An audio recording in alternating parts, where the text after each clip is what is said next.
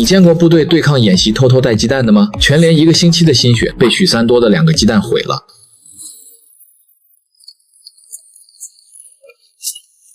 齐连的，都给我死出来！还他妈藏什么藏？都他妈让人发现了你们！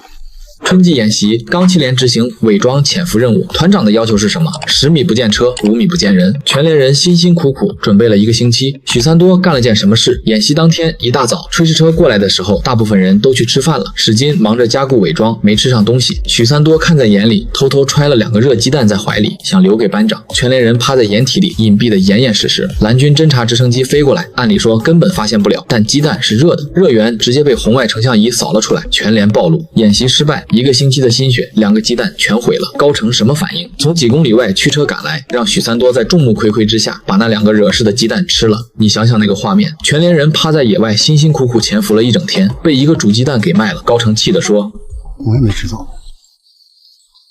如果咱们这趟能不被发现，我不吃明天的饭，我不吃后天的饭，我3天不吃饭。”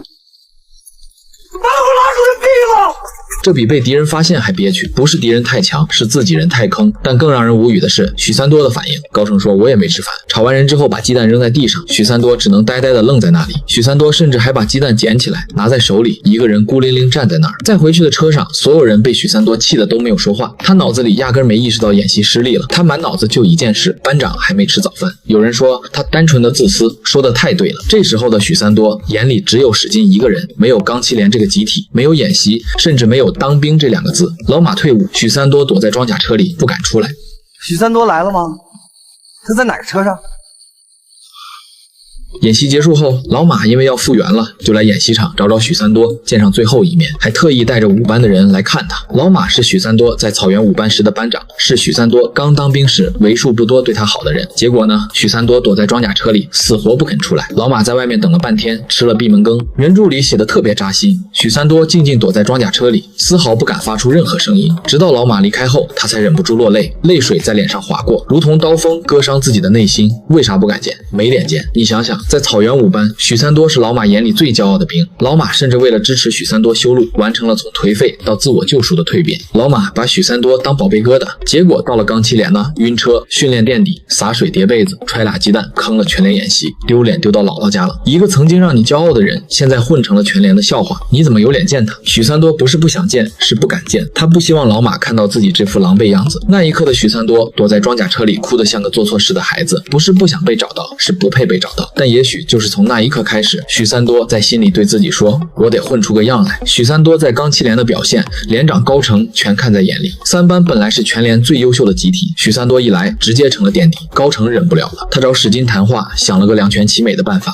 行，我不会要求他走，他还是七连的人。你炊事班那边嘛，或者生产基地，基地一直管我要人，我就说七连没人。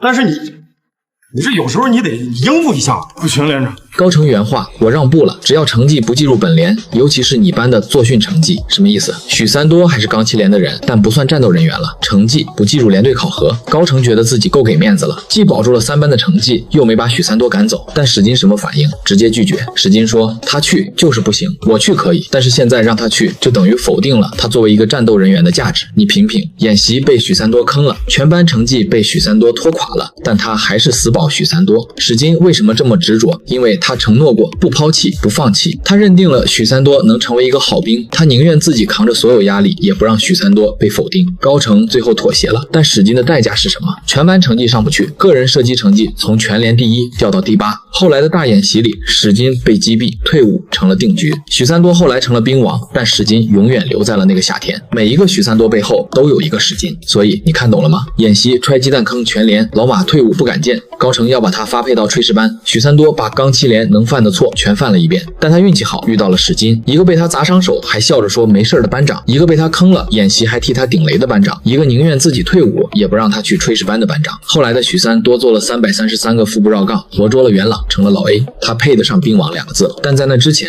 他只是一个躲在装甲车里不敢见老马，盖着湿被子睡觉，被连长想发配到炊事班的倒霉蛋。高成说的对，许三多明明是个强人，天生一副熊样，他不是不行，他只是还没学会怎么行，而教会他的那个人叫史金。